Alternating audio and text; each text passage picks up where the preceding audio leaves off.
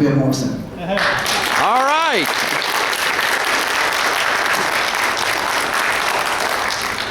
Hey, good evening, everyone. Good evening. Let me start by saying, that's really bright.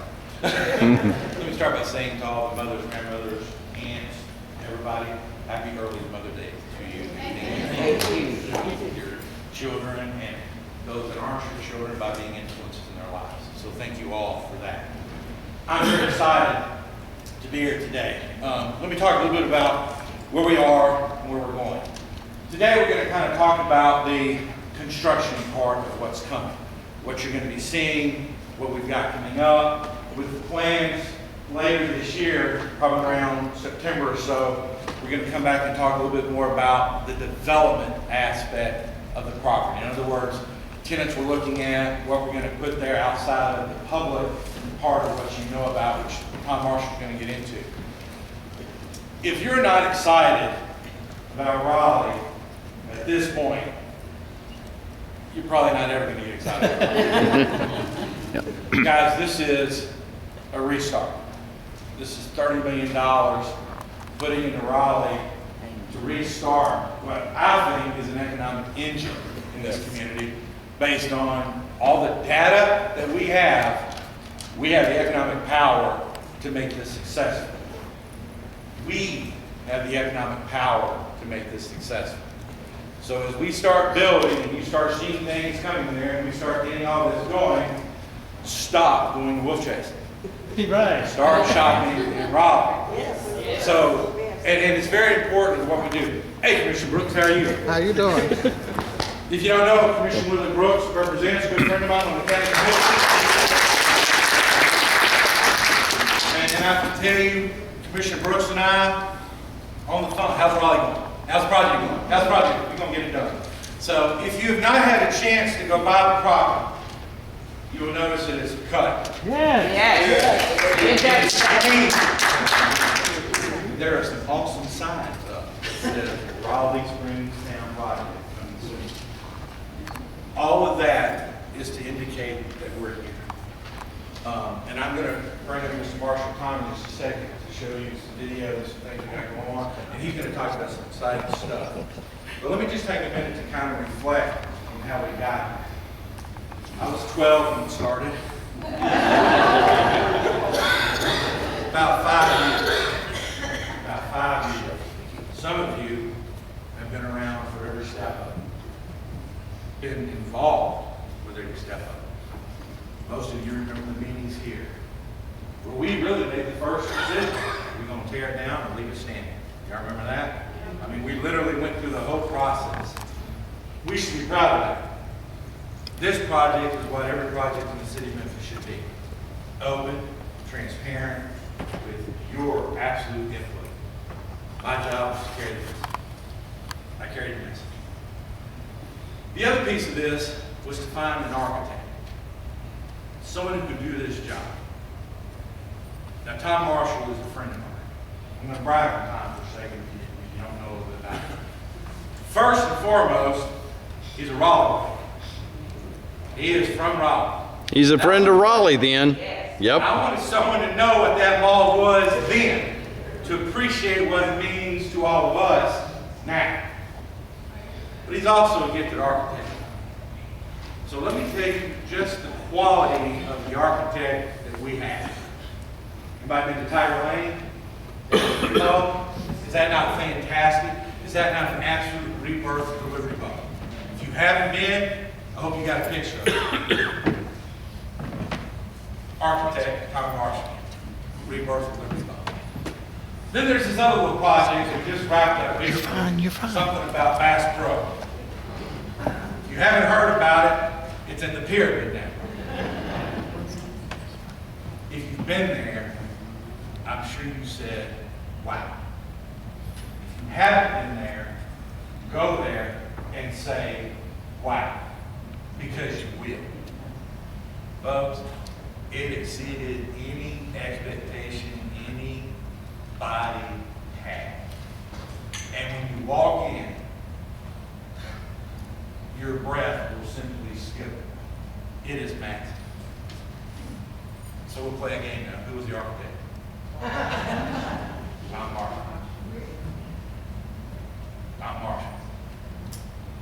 revitalize, period. Not Marshall's job now is to revitalize Raleigh. Tiger Lane, Bass Pro, Raleigh. That's how important this project is to me, this community, and the city. The city goes at Raleigh.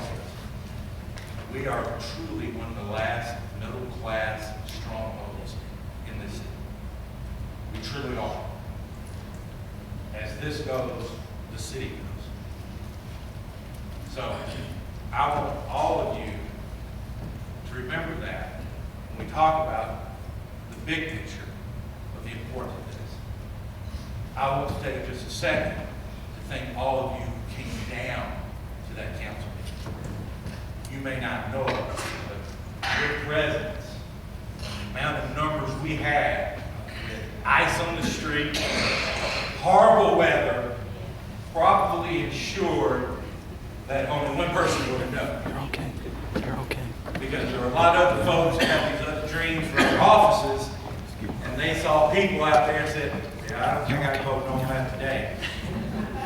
I think we're going to give Raleigh 30 million. Oh, beautiful. Especially after this presentation. You played a huge role, so I thank you for that, because it counts. If you don't think it counts, let me tell you another victory we had just about 2 weeks ago that you may not know about. Backyard Burger, vacant building, right? There was this little place called, I think it was First Financial, that was trying to get that building. If you're not familiar with First Financial, it is a title loan, quick shop place. Hadn't heard about it, had you? Because they were real quiet about it. Based in Nashville, mostly down here with the Board of Adjustments. Well, somehow I got told about it, which was the end of their day, because we showed up at the Board of Adjustments period, or the Board of Adjustments hearing, and this is what I had to say. I'm here to oppose this. If you'd like to go forward, go ahead. But the Raleigh Community Council is going to be at the next meeting. Folks, the next day, they asked questions to some folks about who the Raleigh Community Council was. The next day, they withdrew their application. Yep. You and this group are that important. You really are. Because people know. People know that this is an involved community. This is the first community. This is a community that's united. And this is a community that cares about one thing, seeing Raleigh succeed. That's what we care about. So with that being said, I want to bring up my friend, but the architect of this program, who's going to show you what we got going on. He's got some really exciting stuff. I really want to tell him, but I'm not going to tell him. I just want to let it out. Everybody, give a warm round.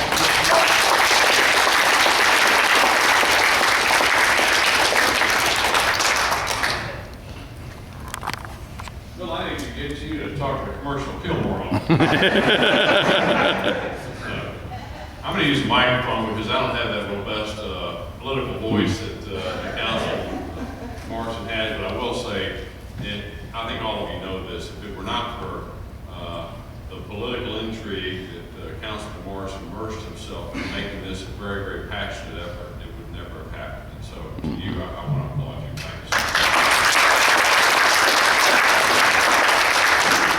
much. Indeed, I was born and raised here in Raleigh. I went to Colton Elementary School. I lived on Lake Windermere. I went to the mall often, and I was thinking about when I was 12 years old, my mother was pulling me out of Spencer's Gifts with my ear. Something about Spencer's Gifts, I still remember that. 1973 was kind of an interesting time. And so, in any case, I walked by there just this afternoon. Just to see it. I think that was it. And, it brings a lot of nostalgia. And we're so excited as an architectural firm. We have been very, very blessed, and we have.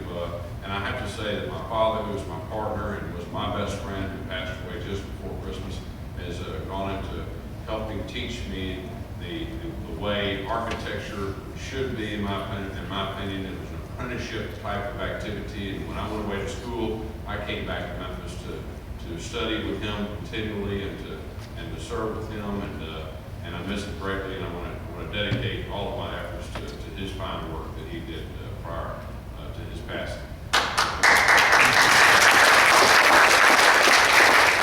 We heard of Raleigh. I guess we'll cue it up. In the first shot, I want to show you, we talked about Tiger Lane. Tiger Lane was an interesting project because, you know, as you might recall, it was just a big asphaltic jungle that had about 37 vacant buildings. It was used one time a year for the fair.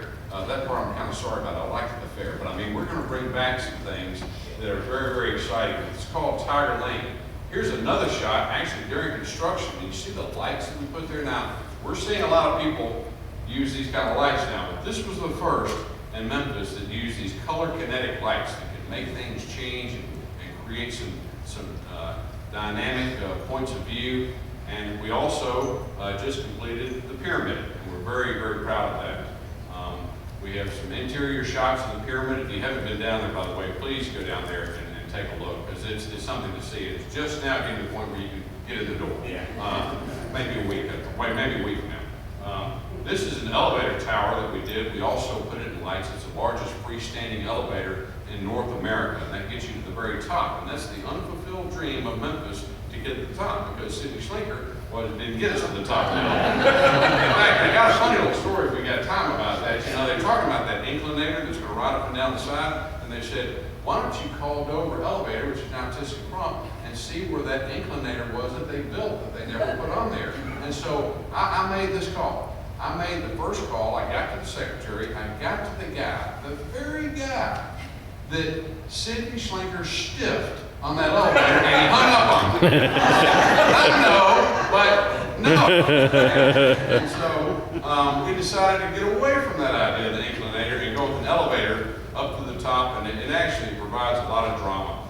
And it's a 3-story facility with hotel rooms on the top, on the 3rd floor, hotel rooms on the 2nd floor with some retail, and then all retail on the cypress swamps, and it's really, really cool. And we had such a great time doing this project. Worked with an amazing person, Johnny Marsh, who's the owner of Bass Pros, a true visionary all of his own. And then we got to go up top, and those views are just stunning. And that's an unfulfilled dream of Memphians. Memphis deserved that. Memphis put their money into that, and now they have access to it. So let's get back to Raleigh, because we kind of feel like we're on a roll here, and I could not be more enthusiastic, because this kind of brings it full circle for me. I mean, I've gotten to do these great projects with the help, by the way, of my very, very talented associate architect, Heather Hall, who's working on the computer, because I can't even work my cell phone. And thank you for coming tonight, Heather. And Heather is a genius, and what she does, and these animations that you see, that's this person right here. So, Heather, thank you so much for your experience. So we all know the sort of story behind Raleigh, but as an architect, you got to sort of think about that. You got to start with how it began. And I think that somewhere on the site, probably in the library, we need to have a memory wall of Raleigh so that we can put an etched stone the history of Raleigh. And I'm not talking about just artifacts and stories about the first mayor, about the first county seat, about the yellow fever plague, about the cemetery on the bluffs, but also some video and a large video screen that will include the story of Raleigh. And of course, part of that is the Raleigh Inn, Raleigh Springs Inn. The Raleigh Inn, built in 1892, when people thought that they were immersed themselves into the Fountain of Youth. Actually, I'm 200 years old. But unfortunately, this burned down. Now, this was on the Chapman residence. I was raised not too far from there, and I got to play in their woods a lot, so that was a lot of fun. We'll take a look at the next slide. Now, the site itself, this is a picture taken in '74, just built, okay? And this is back when malls were a thing of, they really kind of came down from the northern areas, Minneapolis and there, they had the Mall of America up there, in colder climates, and it just became a real cool idea to create these interior spaces for malls. Now, unfortunately, they've stayed pretty well sustainable in the northern regions where it's so cold outside, you stay indoors. But in these moderate temperatures, indoor malls are failing everywhere. And we have a lot of situations, even here in Memphis, where other malls have not made It's just not a good economic model any longer. And so what we're now looking at is what we call an open air project. We have not only looked at the mall site, but we've also looked, and we're looking and trying to use some of that real cool, creative stuff. We see this sign that says, "Welcome to Raleigh." We think we can do a whole lot better than that. It's a great effort, but we think we can really create a sense of entry. The gateway to Raleigh is crossing the Wolf River. And we all know what probably should not have happened with regard to the way the Department of Transportation handled that. But that was kind of that old school mindset, and they kind of make you skip all of it. They even skipped the old town center. It was a very disappointing situation. And I think it's led to some of what has caused us to have to work so much harder to turn it back around. We think that we can create a gateway, a sense of real iconic sense of here you are, you have arrived in Raleigh. And that's going to be a part of this effort. Now, we're looking at other opportunities, and you know, some of you guys might not like this idea, but some of you probably would embrace it. You know, they're muddy all up and down the Wolf River. Well, other cities are saying, instead of, hey, get off our property, create a pavilion, light it up, make it something that kids can enjoy, make it vibrant. Instead of sort of this illicit activity, have presence out there, create amenities. And so, phase 2, pursuant to Councilman Marshall's directive, we're going to be taking a look at that, because that could be something that could generate revenue, you could generate a lot of interest, and people are doing it anyway, and so why not make it safe for everyone? Now, as we look at the location itself, it's 68 acres, and you know it's bound by Yale Road and Austin Peay to the west, Shire Road to the east, excuse me. And we have, what's amazing about Raleigh, and I keep saying this, it is very atypical that malls that have reached this state of decay still have neighborhoods that have pride. They mow the grass. They take care of their homes. They paint their homes. They believe in the ownership of their properties. And so this is the right time to take that decaying factor, that thing that's making it look bad. It's the right time to take it to the ground and start new. And so that's what we're so excited about. So we look at the public amenities I'm going to consider. The Raleigh Library, I spent a lot of time there, at least I told my parents that. And, now, I never did go to the precinct, but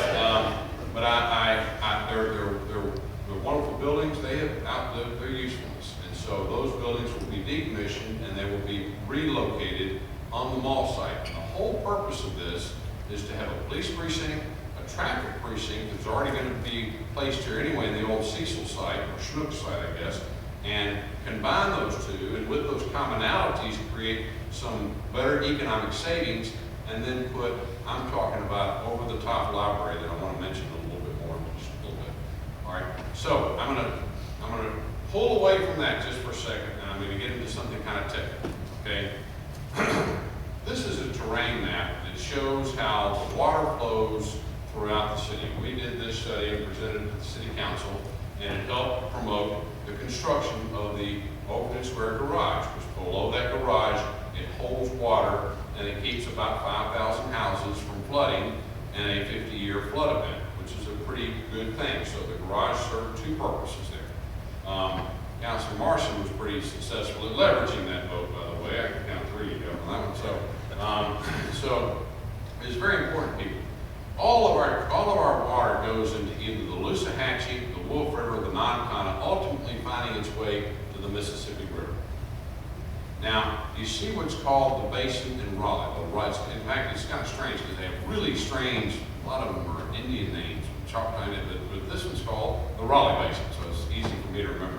Now, the Raleigh Basin is the watershed of where all this, and all of it essentially goes toward the Wolf River.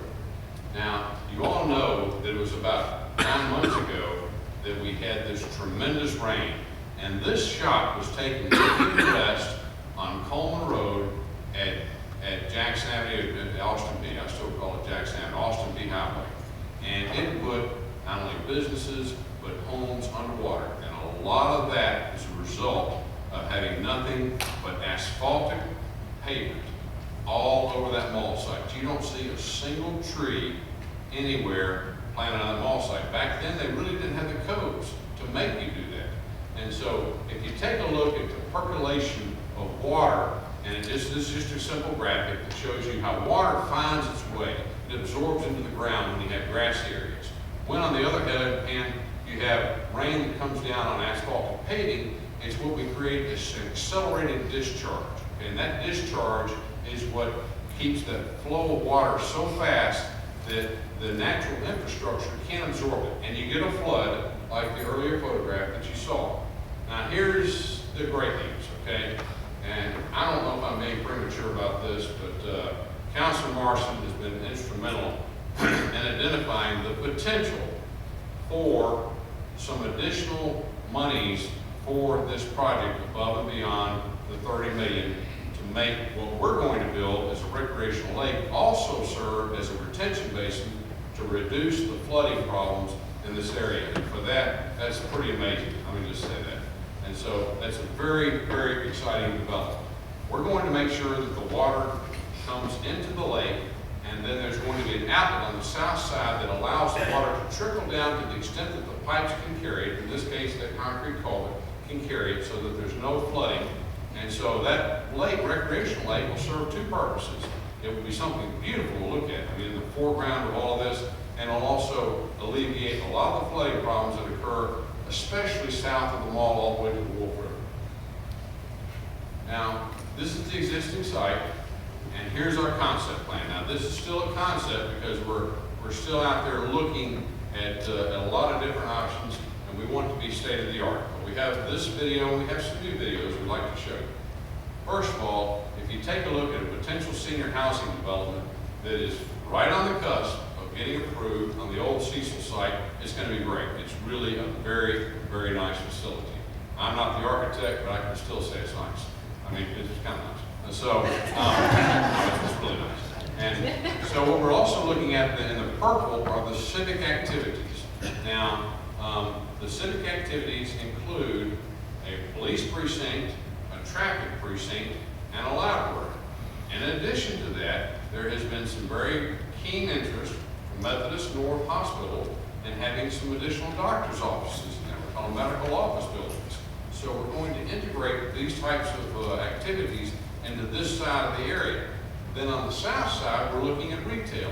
And believe me, when people see this building coming down, they're going to just draw in. Bass Pro, right now, they're having to fend people off. People are chomping at the bit for the Penn District. And because they want to be next to a successful project. So then we're looking at the possibility of a farmer's market, just north of here. People can bring in their goods. I think that's great stuff. My wife shops at the farmer's market every weekend just about, and that's a really nice amenity. And then we're also looking at the possibility of a skate park. And the skate park is kind of pushed out toward the front, isolated so that we can light it up, we can fence it, we can secure it, we can have a place where the parents can sit around the edges and monitor their kids that want to kill themselves on the skate park. And so my son has started doing that, and it just drives me nuts. But anyway, it's the new thing, and so we're examining that as a possibility too. When we come back later, I guess in the fall, we're going to have some more specific ideas in mind for you. And then we're looking at this very, very large recreational lake, and we're including walking trails. A lot of what people do in the malls right now, they use it to walk. They don't really use it to shop, unless any of y'all wear wigs. They're using the walking is still, I was there this afternoon, and people are still walking that area. We want to embrace that concept. So we have got these outdoor walking trails, walk all the way around the lake, some resting pavilions, some things that will be very, very nice for the community. Now we're also looking at a library. And when I talk about a library, next slide, this ain't it, okay? This is not the library you're going to get. I just want to make sure that you understand that. We are looking at a library that embraces technology. It has these smart boards and smart rooms, and all this digital input, and you and your kids can check out iPads or tablets and look at books and any kind of videos that you want. Now it's more videos and YouTube than it is. I mean, you can almost draw more information that way. And this is the Hennepin County Library in Minneapolis, which Heather and I got to go visit. We're going out to find the coolest libraries that are out there. I'm talking about a library that includes this kind of look and comfortable seating, almost like a coffee shop.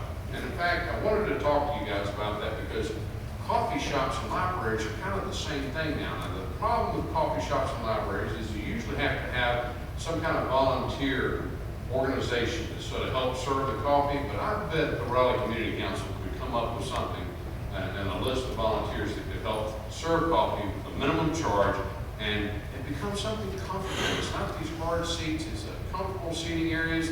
You have either an iPad or books, of course books, but also some really, now we haven't been to Seattle yet. I don't think my budget's going to let me get to this one, but we've seen a lot of pictures of it, and we're looking at others and scoping out the very best. And so this library, I promise you, is going to be more than a community library.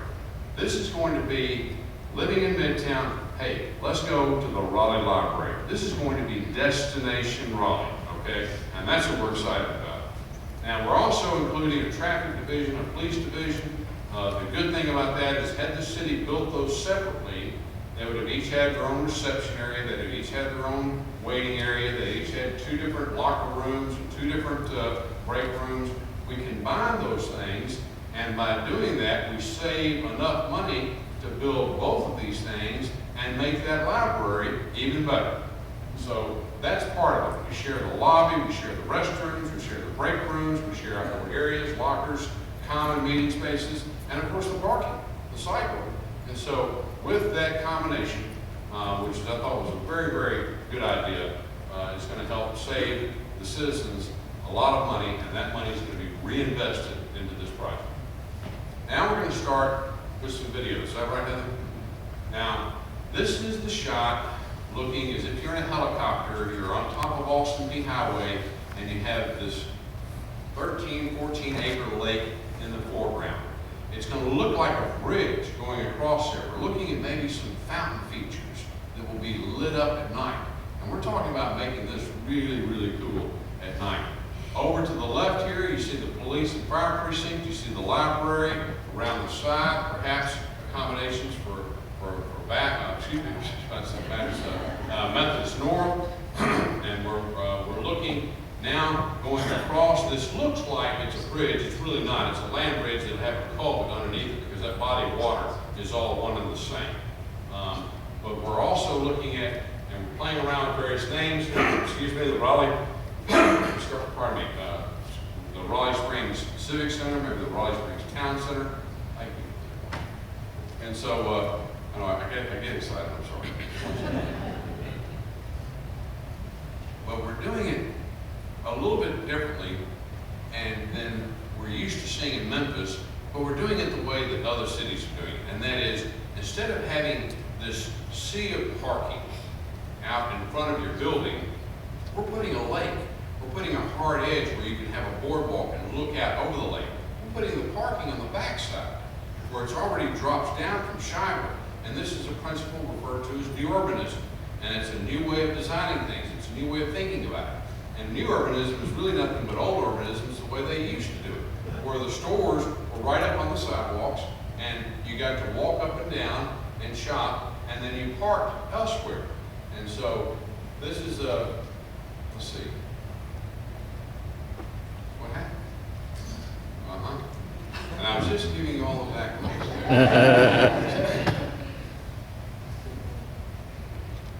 So we are looking at, I'm going to stall now.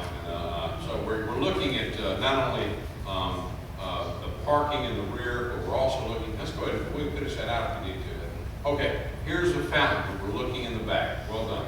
And this fountain is actually on the back side of it, on the shower side, looking west. You see the lake in the front, in the background back there. And if you look behind you, it's not just a sea of parking behind the building. It's parking with grass, with trees that help percolate in the soil. It's the kind of parking that you'll be proud of, and it'll be something very, very nice to the community. We're talking about these very huge fountains coming up out of the lake, creating a lot of activity. and this is just another video. Bill told us to slow the videos down, so we did that. And once again, the name is still kind of a working name. You can see that fountain on the far side. You'll experience that as you're coming up through from where you park. But when you get out there, you see this sort of hard wall. You get to walk down this plaza, and right there is the water. And it's going to be pretty cool. Now, this is my favorite shot. This is a nighttime view. And we're talking about lighting it up. Let's make this something we're very, very proud of. And so we couldn't make the fountain light up for some reason, could we? But we're looking at color lights in the fountain themselves. We're looking at creating some color kinetic lighting throughout the facility and finding a way to create a shimmer on the water itself. And as you can see, this is something you're going to be very, very proud of. And that is the rebirth of Raleigh.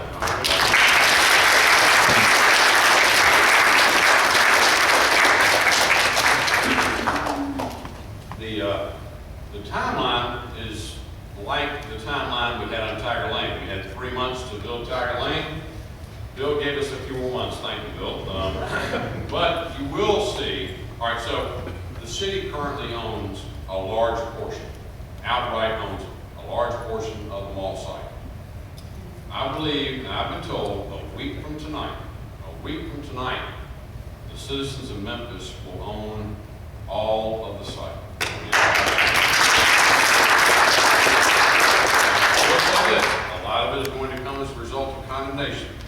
Some people actually want us to condemn it so that it had tax liens and these other liens, and it's kind of messy. And those that are your attorneys in the audience, you know that sometimes just the city condemning it is the best way to clean it up and take a title from it. As soon as we have title to it, I mean, we've already started what we call our demo docs, which are demolition documents. Okay, and you are going to see at least some, if not all, of this building taken down by this fall. And that's what we're excited about.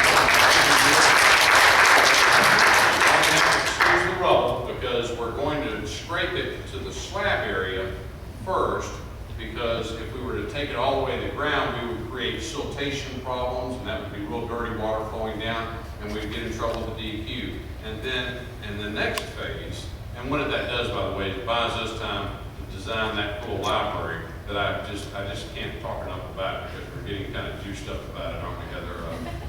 We're talking about maybe a rooftop garden where you can look over the lake and some awnings and just over the top stuff. It's not, and by the way, cool is not expensive. Cool is just cool. And you know, so all right, I'll stop. Heather's telling me. Okay. We're looking at construction of this by the beginning of next year. And so that's what I wanted to convey to you tonight. And if you want me to answer any questions, or if you want to field questions, I'd be happy to. And I really appreciate the opportunity to come here and be a part of this. Thanks.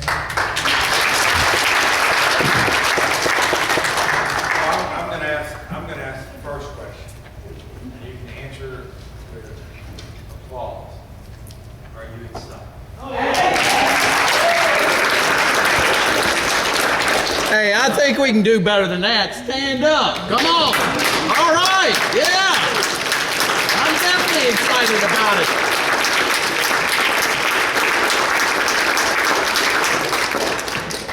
It's been a long time coming. A lot of work gone into it. Obviously, a former city councilman can understand when I say the wars that it took to get this done. But we're excited about it. So, we got about 10 minutes, but I don't want to keep you past your time, so if I fall off now. Right back up. Question here. I'll be short. Sure. Are there not going to be any kind of stores to go in and buy? Oh, I'm sorry. I should have elucidated that more. Yeah, that's going to be explained. All right, so that area to the south that was color coded, I guess, in red, are the retail stores. And we are trying to encourage Bank of America and perhaps Kids Foot Locker, since that's where I have to take my son to get his shoes, and some of these stores, and I have to say some of these stores, and not all of them, to find their way back into this facility. And we also believe that with the construction of this factory We want to be real careful what we say until we outline on it. Right, and so, yeah, all right, Neiman Marcus isn't coming. So what we've done, basically it's kind of a 50-50. This side would be public, other side would be private. We've asked for some time in September to bring back in September the real estate crew, Tom, the strong rep, to kind of get into that aspect of it, because we don't want to get too much about who we're talking to, because we don't know it until we deny it totally, and we just want to avoid any of that. Let me get her to continue with it. Yes, ma'am. I'm confused about which was facing Austin P. The lakes or the parking? All right, you have the Austin Peay, you have Austin Peay, the lake, and then the mall. And the Okay. parking is over on the other side, so that as you drive by, you get the drama. You don't get a bunch of car hoods and stuff like that. Plus, as you know, that's already kind of sunk down, the Shiloh backside, so it naturally hides the parking lot. So we already have the natural terrain hiding the parking. And it's actually a little bit safer to Yeah. get into the mall from those sides and Shiloh as well. Right, thank you. Okay, did I see senior citizen development in that list over there? We saw it as, that was a slide that we were probably not supposed to show. That was a behind the curtain slide. There is a, hey, can y'all, the media does not, sorry, is that, When we were finished, obviously the city still owns the property across the street. The city still owns that property across the street. There is a possibility that we are going to put a senior housing development there that is needed in this area. Very upscale. upscale. Very upscale, dated, and we are very close. In September, we hope to actually be able to show you the drawings and what's done. So, in other words, we have no intention of leaving an empty city-owned corner on Austin Peay. Councilman Marshall, I'm gonna have to accept full responsibility. I can't believe Heather put that in the slide.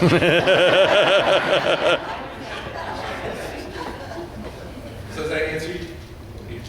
Yes, sir. What about the wall on the Shaker side here? Will it stay or will it be changed? That white walls. You know, we're still looking at that. I'll be honest with you, we're conflicted about that. If we can create something cool enough, and I don't see why the wall has to stay. But if the community comes back and says, hey, that wall does something for us, it creates a buffer, then, and so what I say is that's not determined, and we're gonna hear your input before we make a decision. Erwin, and then in the back. Can I get her first? Go ahead, ma'am. Okay, on the parking on the back, will that be double-decker type parking? Because, you know, a lot of people come to the Raleigh Mall for parking. It's just not gonna be. She's asking if the parking area in the back will be double decker. No, all surface parking.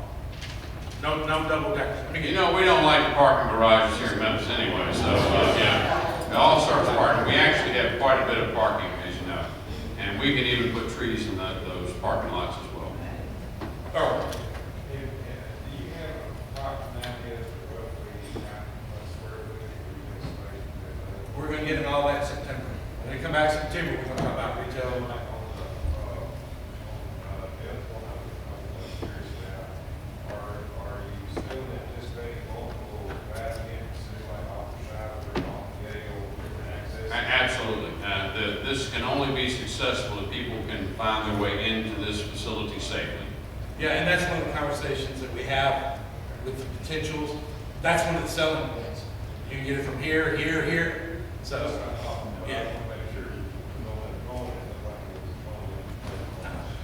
I saw a gentleman, or a young lady. Yes, ma'am. The existing big businesses around the mall, like on the Coleman side, those little strip shopping malls, and the businesses directly across from them on Austin Peay. And of course, like they talked about, the Shiloh side where the service merchandise used to be in Raleigh.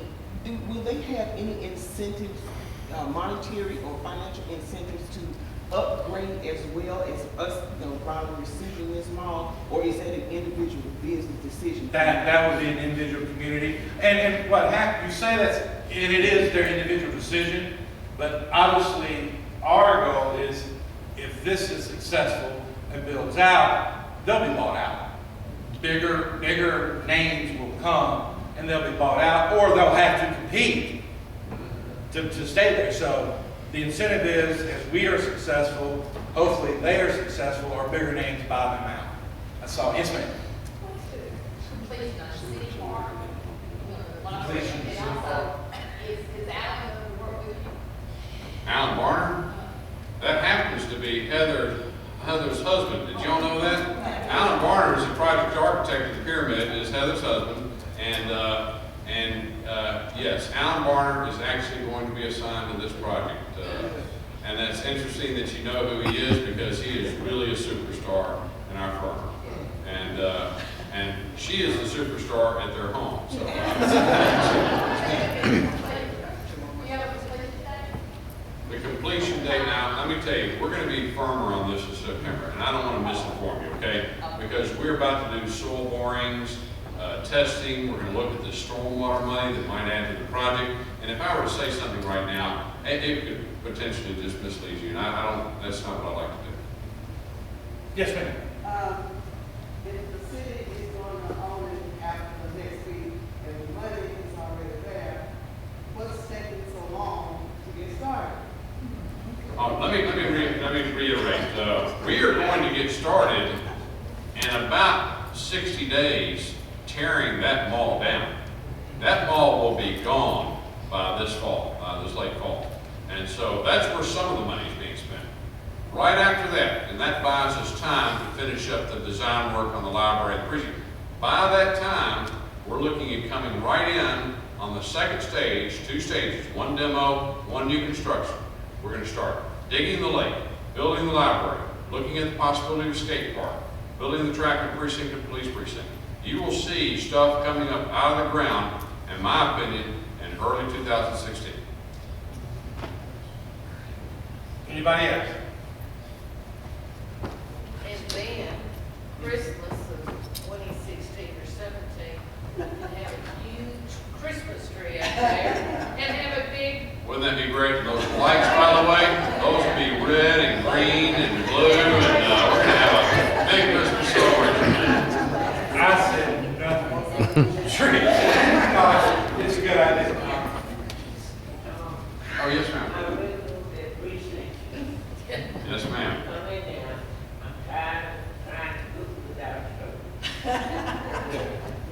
I do. Yes, ma'am. Well, let me tell you, you ain't seen nothing yet. That's true. I'm going to come back and show you. How's that? You get the last question, sir. Okay, I think the concept is very, very nice, very good. My concern is those 2 lakes out there, what is being done to narrow we got a lot of teen violence in this area. In those lakes, has the police department or anybody had ever done anything about the demographics and on how they're going to patrol the mall? Because I hate to put a thing of Grudy up there and be in between that. To answer your question, I think we'll be perfectly fine, because there'll be roughly 100 officers. About 120 officers on 120 site. officers stationed right there. So I mean, I think we should be fine, because obviously we'll have the video survey. I mean, they'll do all the things they do to secure their area. If I were one of those guys, I'd want to go somewhere else. Right. Yeah. Well, let me. This is done, this has been one of the safest places in all of Tennessee. Well, and let me, because, and I don't want to, I want to wrap up, but I'm going to wrap up with a comment. Okay, so we I think you got plenty of that, didn't you? All right, so what we have done with with Tiger Lane and what we've done with the pyramid is we're going to install 2 cameras. And those cameras are going to take shots about every 15 minutes. It's one still shot every 15 minutes. And so about a year and a half from now, we're gonna come back to you and say, watch this. And for about 7 or 8 minutes, you're gonna see things coming down, things getting dug up, things coming up out of the ground, lights being on, nighttime shots. It's gonna be a time-lapse camera. And we're real excited about being able to show you that. That's the technology we have. And by the way, we use that in our office because we help monitor the construction activity. Somebody says he's on site, the contractor says he's on site, I know whether he's on site or not. So that's going to be also a real added feature to it, and that's a great point. And we'll wrap up here. Round of applause for Tom.